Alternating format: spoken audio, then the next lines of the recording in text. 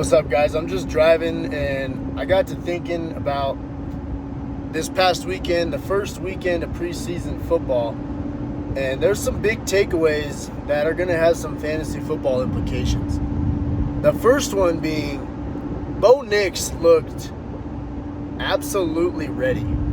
He looked legit. Now, you guys probably know I wasn't huge on the pick for the Broncos when they took Bo Nix at 12, mainly just because what he did at Oregon was, yes, obviously impressive, but a lot of what he did was quick screens, bubble screens, things like that. Over a third of his completions were behind the line of scrimmage, so that wasn't super impressive. So it's hard to evaluate him from a fan or a football enthusiast perspective and not an actual scout or coach that gets to talk to him in person and see what he's all about, see how much he knows the game. But seeing him in Sean Payton's offense I was wowed. I'm not going to lie. He looked comfortable. He looked poised. He looked confident.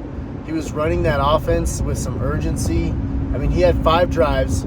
4 of them ended up in points. 2 touchdowns, 2 field goals, and then one of them ended in a fumble. He completed a pass to his tight end, and Lucas Kroll fumbled the ball. So that one's not really on him. But Bo Nix looked good, guys. He looked real good. He was on time with his throws. He even had a couple plays where he went through progressions and hit his second or third read. And then he showed the ability to extend as well. He got pressure, rolled out to his left. He's a righty quarterback, so you guys know it's harder to roll out to your left as a righty. And he found Cortland Sutton on the sideline. So a lot of impressive things with Bo Nix. He will be the day one starter. When September rolls around, Bo Nix is going to start. Right now, Sean Payton's old school. We all know that. So he put Bo Nix at the bottom of the depth chart. He's a rookie. He's got to earn it, right? You're not just going to grant him day one starter ability or day one starter, what am I trying to say, recognition. So Payton knows what's up. He knows Bo Nix is his starter. He will be the starter week 1. So if you're drafting your fantasy teams now, earlier, rather than later, you can get him after the draft in a lot of leagues right now. Bo Nix is falling to like a free agent pickup or late rounds. You might even be able to pick him up in the last round if you don't want to wait for waivers and take a chance on it. Take him in that last round because obviously you want to target another quarterback as your number 1. It's always hard to go with a rookie as your number 1 quarterback. But if you can take a flyer on a rookie late, sometimes it'll pay off. I remember back in 2012, I took a flyer on RG3 as my second quarterback, and look what he did his rookie year. Obviously, he didn't pan out, but his rushing upside panned out for him. It's not bad to take a flyer on these rookie quarterbacks late. Now, don't gamble, don't mortgage your team on it and say, I'm going to take everything except for a quarterback and get Bo Nix late. That's not smart. But you can get him late right now. So keep him in mind. That's the first big takeaway from this first weekend of preseason football. The other one, so let me backtrack a little. I think Bo Nix was the second best rookie quarterback this first week. The best is the guy that I said was the best passer in this whole entire draft class from the get-go back in probably November, December. And that's Michael Penix Jr. Obviously, there's not any fantasy value there. I just wanted to mention that dude because, yes, he is the best passer in this draft, and he looked damn good this weekend for the Falcons. Just calm, going through his progressions in that pro-style offense now, like he's done it for 10 years already. He just looked like a vet. But he won't be playing. You heard it here first. I do see a scenario where the Falcons realize they can't keep him off the field, and he leaps Kirk Cousins. I know they just paid Kirk Cousins, but if you got a young guy like that that's balling, you can't keep that guy off the field. If they're equal in production, you got to go with the young guy, and that sucks for Kirk Cousins because I'm a big Cousins fan. I think he's an incredible human being and a great quarterback. But Penix Jr. looks like the real deal. Looks legit. And then moving on, Caleb Williams, he did look really good. he looks as advertised. His improvisation skills were great. We didn't get. I didn't get anything special from him. A lot of people are talking about how great the screen pass was to DeAndre Swift. I mean, I can make that play. I wasn't impressed by that. You want to impress me, do things that the offense requires you to do. Throw in rhythm. Go through your progressions. Read the coverage. Know where you're going with the ball before the play gets started. Improvisation's great, but it's not always going to work. At some point, you have to be football smart and be an educated, cerebral quarterback and throw the ball on time. And I didn't see a lot of that from Caleb Williams. He did do some of that, but I think he relies on his improv skills to just be a playmaker. And he is. He's a damn good playmaker. But with all that being said, I do think Caleb Williams is worthy of a fantasy football draft pick. Not necessarily an early one. Kind of like the Bo Nix situation, late as your second quarterback. Take a flyer on him. Don't take him as your first quarterback.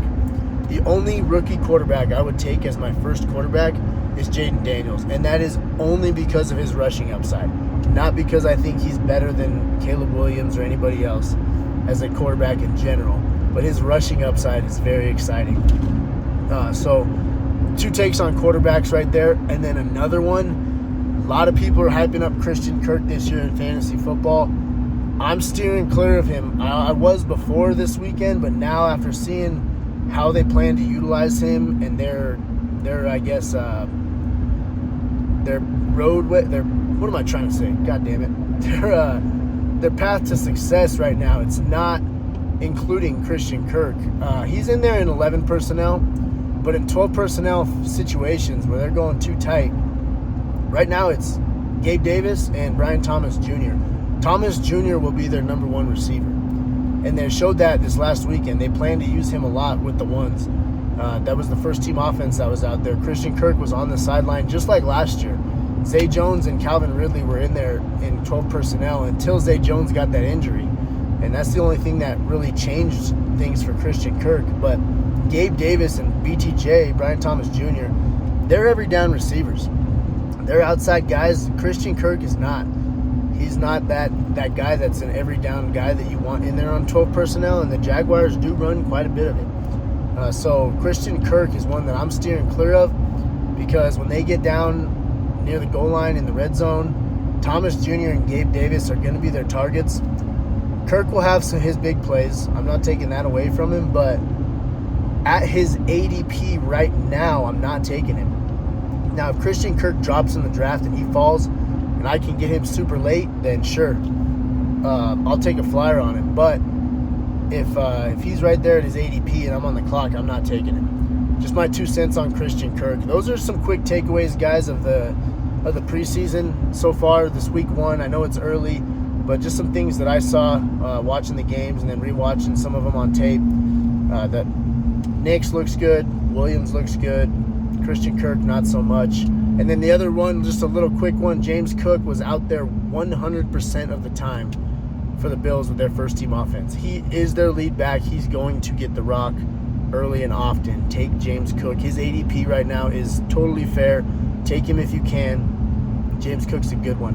And real quick, guys, before I let you go, I got a fantasy. What am I trying to say, guys? I'm trying to focus on the road as I'm talking. Sorry, I apologize.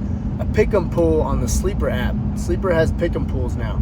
I got one of those going for all of us in our community. It's going to be fun, guys. We're going to compete against each other, talk a little smack in the chat section of the Sleeper app, get going and try to win, compete on that. Winner gets $200.